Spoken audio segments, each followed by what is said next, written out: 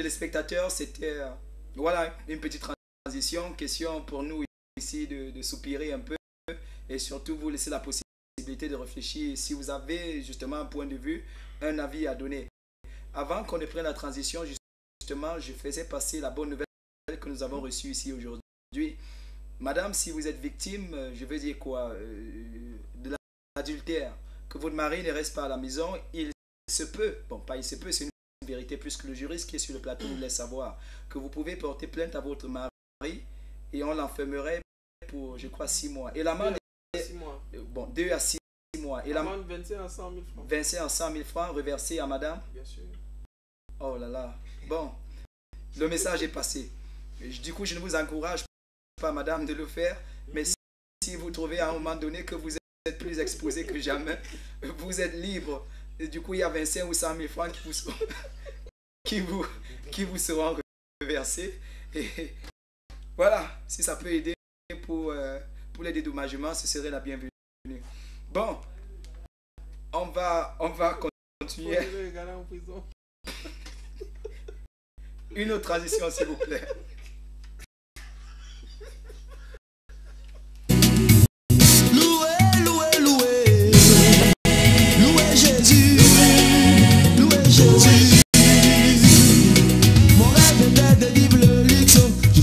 Ce qui m'attendait, oh, où est Jésus? Tous les samedis j'allais en boîte, je fumais 5 paquets par jour, où est Jésus? Souvent les jeudis c'était l'église, je sortais avec 5.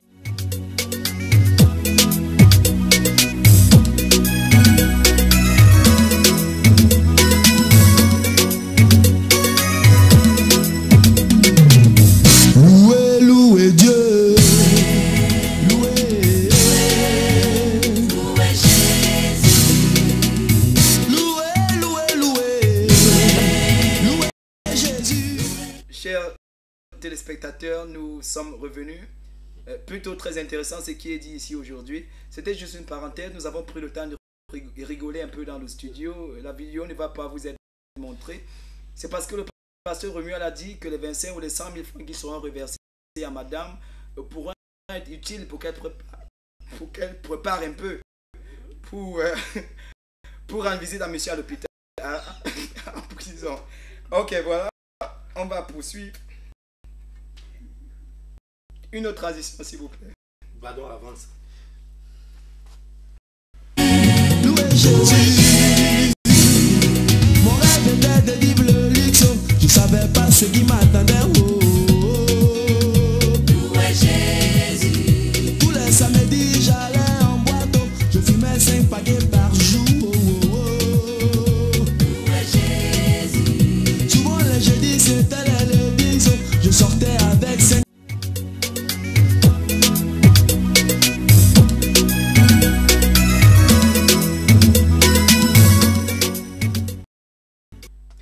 Ok, chers téléspectateurs, nous voici revenus. Plutôt intéressant, j'étais en train de dire l'émission que nous avons aujourd'hui. Nous parlons de l'adultère. Que veulent les hommes? Ça, c'est la question qui est posée. Et nous avons eu un message qui nous dit l'homme n'est pour rien. Ah ben voilà, c'est qu'un homme nous laisse savoir. Je ne sais pas si c'est un homme, le message n'a pas été signé, surtout qu'il n'est pas venu en entier. On a un appel. Vous permettez? Allô, bonsoir. Oui, bonsoir, monsieur. C'est monsieur Kenyepo qui appelle depuis le régime. Ok, monsieur Kenyepo, vous êtes la bienvenue, on vous écoute. Oui, je voulais poser la question au juriste qui est sur le plateau. Allez-y, monsieur. Je voulais savoir si après les 2 à 6 mois d'emprisonnement, avec une amende de 25 à 100 000, la victime ou bien la personne concernée peut retourner à la maison, continuer. En fait, le couple peut encore reprendre. Ça veut dire si après qu'on a enfermé monsieur. Oui, est-ce qu'il peut retourner au bon sentiment, après il retourne chez lui, continuer le mariage avec cette dernière. Bon. C'est la question que je voulais poser. Merci. Il y a beaucoup Il y a beaucoup de bonnes humeurs sur ces plateaux aujourd'hui. Justement dû à la loi camerounaise qui envoie monsieur. Chers téléspectateurs, nous interprétons juste un texte de loi et on n'encourage aucun des conjoints de le faire. Mais maintenant, si vous estimez que votre femme vous a enfermé pendant 6 mois et que vous pouvez retourner avec elle sans problème, libre à vous. Personnellement, je suis très mal placé. Je n'encourage pas le divorce. L'Église n'encouragera jamais le divorce. C'est un texte de loi qui punit, n'est-ce pas, toute personne qui se livre à des activités adultérines, autant pour moi. Donc, ma foi, je ne pense pas qu'on devrait en arriver là. On m'a juste posé une question de droit et puis j'ai répondu. Voilà. Pour moi, mes problèmes, quelle qu'en soit leur nature, ne se terminent pas au palais de justice. Non, nous les réglons à l'église et puis nous continuons. Mais maintenant, si vous avez suffisamment de hauteur pour pouvoir continuer avec madame, je vous le conseille, si elle a fait la bêtise, de vous amener là-bas. Parce que ce n'est même pas elle qui fait la bêtise, c'est vous qui aurez commis la bêtise déjà de la tromper et puis elle aura réagi. Donc, pour ma part, je n'encourage pas cela. Je ne pense pas qu'il faille que ça arrive jusqu'à ce niveau-là. Parce que l'amour couvre une multitude de fautes. Exactement. Je lisais un message, je vais poursuivre. L'homme n'est pour rien. Souvent, ce sont les tentations que les femmes affichent envers les autres. Et bon, je vais pas lire la dernière partie de votre message, s'il vous plaît. Je ne vais pas la lire. Donc, je lis juste la première partie qui dit « L'homme n'est pour rien. Souvent, ce sont les tentations que les femmes affichent envers les autres. » Voilà, c'est le point de vue d'un de nos téléspectateurs. Il n'a pas signé. Et votre message n'est pas venu, il n'est pas complet. Donc, si peut-être vous le renvoyez, nous allons pouvoir le lire en entier. Voilà, j'ai fait un tour dans la ville aujourd'hui, juste pour poser des questions. Nous n'aurons pas de vidéos. Je vais juste ici vous donner l'avis ou le point de vue de nombreuses personnes dans la ville de Bafoussam. Le premier nous dit quelque chose. Et bien sûr, vous allez commenter avec moi. Les hommes sont tous des tricheurs. Pasteur Napoléon. Ça c'est Madame Mylène qui dit les hommes sont tous des tricheurs. Vous croyez ce qu'elle dit? Moi, vous savez que la Bible dit que l'homme n'a de mal de comprendre rien. Parce que si Christ ne me sauvait pas, c'est que moi je devais être dans ces danses. C'est Christ qui m'a sauvé. Oui. Et je pense que la seule chose qui peut sauver l'homme de l'adultère, c'est Christ. Bon, tout donc, simplement. Pas Christ, tu ne peux pas. Et vous savez que l'alcool, dans un pays où les gens boivent comme le Cameroun, l'alcool pousse beaucoup des hommes à commettre l'adultère. On voit même aussi, comme dans le pays, beaucoup de funérailles. On a vu à Tchang, comme un homme marié, il a fait rendez-vous avec une femme dans un lieu de funérailles. Voilà le malheur qui les a arrivé et que ils sont partis pour commettre l'adultère. Plutôt là, on avait creusé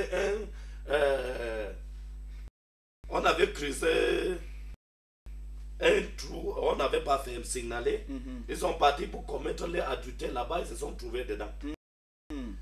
C'est les habits qu'on a trouvés avec les habits qu'on a découvert que les gens là, on cherche, on ne voit pas. Oh là là. Pourtant, ils sont dehors, ils sont morts dans le trou. Ça, c'est... Donc, l'alcool pousse les hommes aussi. Quand ton mari est un soulard, il a moins de chances qu'il ne tombe pas dans ces histoires d'adultère. Ok, le deuxième point de vue nous vient de Madame Jeannette. Et Madame Jeannette nous dit c'est l'extérieur qui arrange l'intérieur. En fait, Madame Jeannette, quand je lui ai posé la question, j'ai compris qu'elle soutenait un peu l'adultère parce qu'elle se dit que parfois ça aide un peu l'homme à régler certains problèmes personnels à la maison. Ça, c'est son point de vue. Pasteur Romuald, vous commentez un peu. Non, c'est loin d'être la vérité. L'extérieur n'a rien à voir avec l'intérieur. Les problèmes de l'intérieur se règlent à l'intérieur. Ça ne sort pas de l'intérieur. L'extérieur n'a rien à voir avec les problèmes internes d'un couple. Voilà, il y a un troisième avis qui nous dit qui a dit aux hommes que c'est le deuxième bureau qui est meilleur? Les hommes qui pensent que c'est la femme du dehors qui est parfaite, qu'ils aillent demander à leurs anciens gars si c'est le cas. Ça, c'est émérance. Pasteur Napoléon. je reprends le commentaire, ou je reprends le point de vue, c'est Madame Émérance. Ça, c'est les points de vue que j'ai reçus dans la rue aujourd'hui. Madame Émérance dit, qui a dit aux hommes que c'est le deuxième bureau qui est meilleur? Les hommes qui pensent que c'est la femme du dehors qui est parfaite, qu'ils aillent demander à leurs anciens gars si c'est le cas. Je pense que c'est là où j'ai commencé mon commentaire. En tant qu'un transporteur, quelqu'un qui a eu l'expérience de tout ce qui se passe ici dehors. Vraiment, je conseille tous les hommes. J'ai véhiculé ce genre de vie avant que le Seigneur m'a sauvé. C'est les bêtises. Parce que l'extérieur ne peut jamais trouver la solution. Il fallait demander à tous ces hommes de tradition qu'ils ont trouvé que, comme la première femme dira, je prends le deuxième. Ils ne trouvent pas la solution. Ils se trouvent avec 10-20 femmes. Jusqu'à là, il n'a pas trouvé la solution. Donc, c'est la ruse de Satan. Parce que Satan pousse toujours les hommes à commettre les choses qui vont éloigner les hommes de Dieu pour pousser les hommes dans le problème que le lendemain, tu vas comprendre, quelqu'un est parti se pendre, quelqu'un a fait ceci. Donc, que m'importe le problème parce que si tu n'arrives pas à résoudre le problème avec la femme que tu as à la maison, le deuxième, tu ne dois pas résoudre. Ok, je prends le deuxième, tu ne peux pas résoudre. Ok, un autre point de vue qui nous dit l'adultère fait partie de la société, on ne peut rien y changer. Pasteur Marcel, Pasteur Romuald, permettez. On ne peut rien changer à la situation. L'adultère fait partie de la société pécheresse et non de la société chrétienne. Je crois que, n'est-ce pas, cet avis, on sait de quel côté il se situe. La société pécheresse et non la société chrétienne. Parce qu'un véritable chrétien ne pose pas ses actes. Parce que comme on l'a dit à l'entame de l'émission, notre assurance n'est pas basée sur madame, ni sur monsieur, mais sur Christ et uniquement sur Christ. Ça fait que quand vous faites cela, vous vous exposez, vous serviteurs de Dieu, à ce que ce Dieu-là vous frappe. Et moi, je sais que même André, on dit que cette personne-là, n'est-ce pas, qui connaît ou alors qui connaît la loi et qui s'expose à une faute est doublement punie.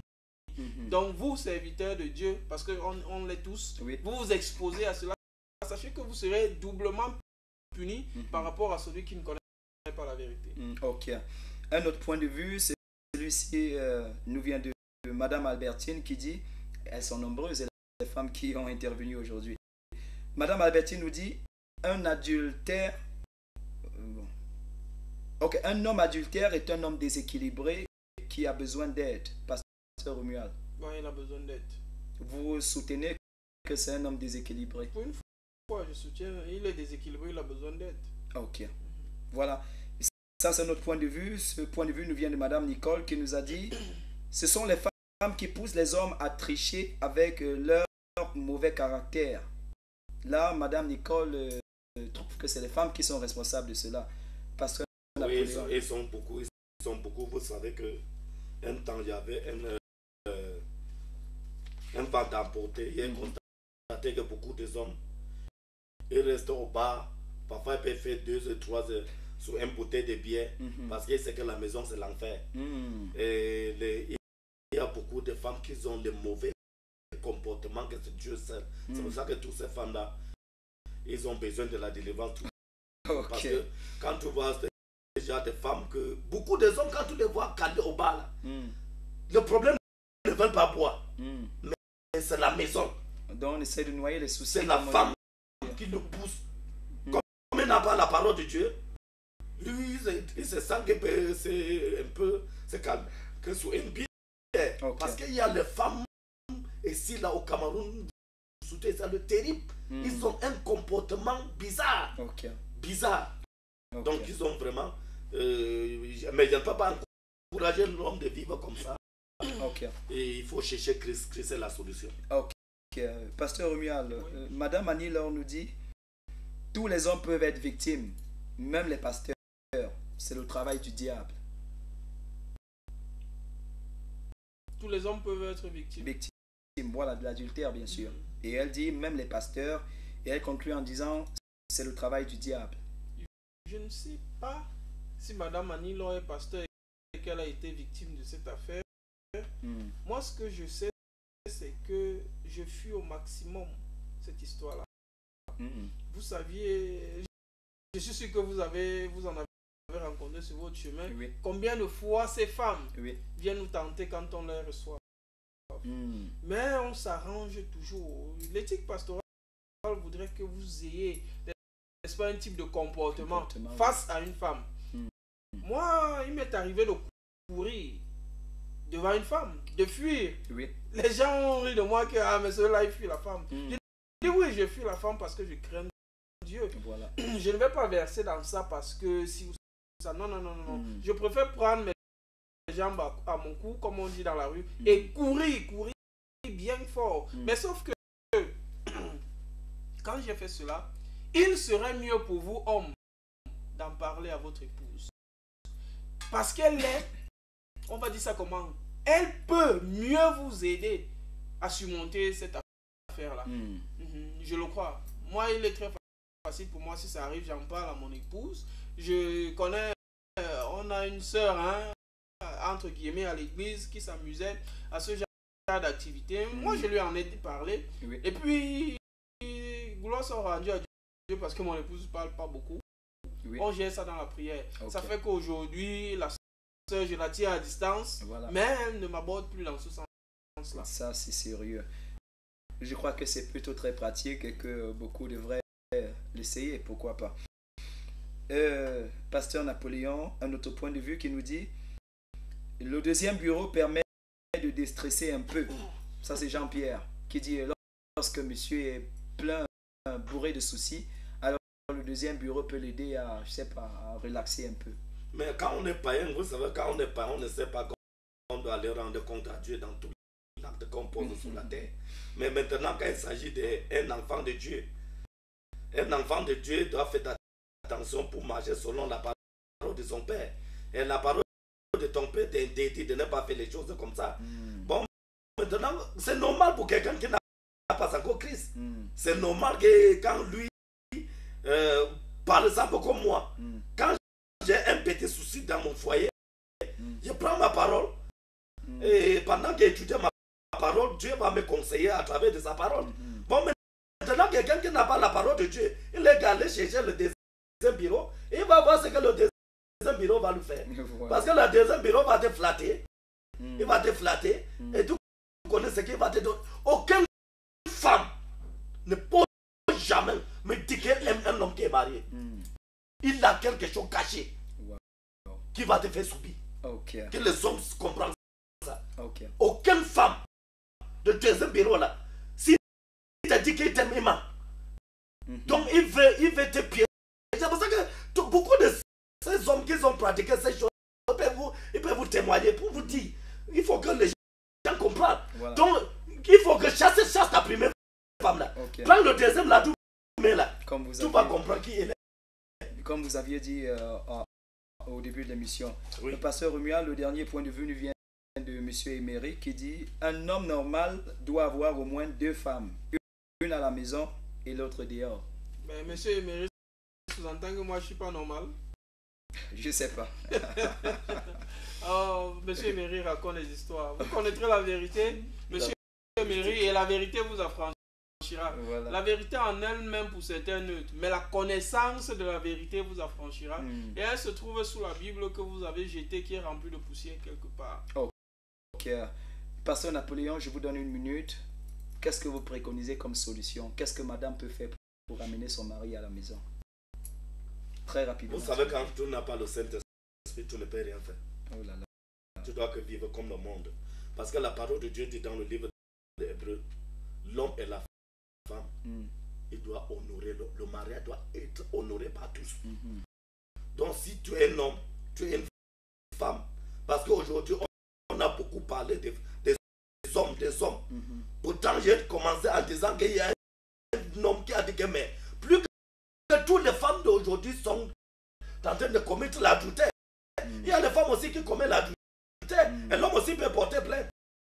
Mais ce qui me plaît est que on était ici vendredi avec maître, un avocat. Oui, et que j'étais étonné parce que tout ce que quand on parlait de la loi, il conseillait les gens d'enlever les pasteurs qui qui peut les conseiller, qui peut prier pour les ramener en l'ordre. Ok. C'est un homme de la loi qui a dit ça. Ok. Donc la solution se trouve dans la parole de Dieu, vers un homme de Dieu, et non pas dans la loi. Parce que la loi ne peut jamais redresser l'homme. Tu mets ton mari là en prison, il va sortir. Si c'est un démon, il va continuer son travail. Ça, c'est le pasteur Napoléon, pasteur Romuald. Oui.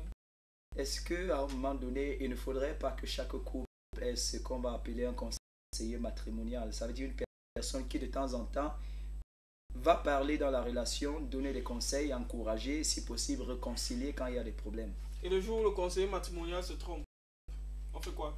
Bon, là, je ne sais pas. D'accord. Le véritable conseiller matrimonial, chers téléspectateurs, frères et sœurs, c'est Jésus-Christ. Nous, on peut vous aider avec des voies et moyens, mais sachez que nous, on n'est pas parfait. Okay. Encore moins ces conseillers matrimoniaux qui sont dans des services sociaux.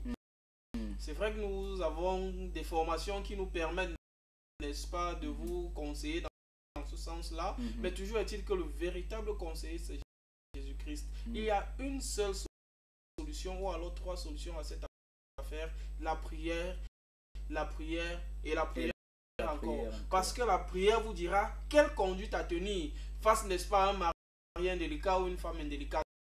La prière vous dira comment se tenir, n'est-ce pas, face à cette situation. Et la prière vous révélera la pensée même de Dieu par rapport à cet homme. Ne cessez pas de prier pour vos maris, mesdames. Priez tout le temps pour eux. Parce que votre avenir, votre vie est liée à cet homme-là. Du coup, s'il est déséquilibré, vous aussi à la maison, vous serez déséquilibré.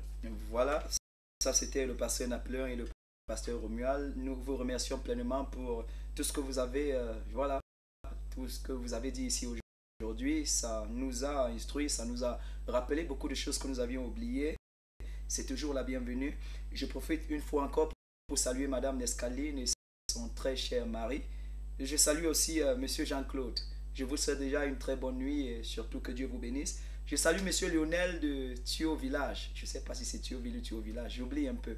Mais j'espère que vous allez bien et merci de continuer justement de regarder nous dans la cité et de nous soutenir comme ça par votre contribution chaque fois que c'est possible. Je salue aussi Monsieur Paul du côté de l'évêché.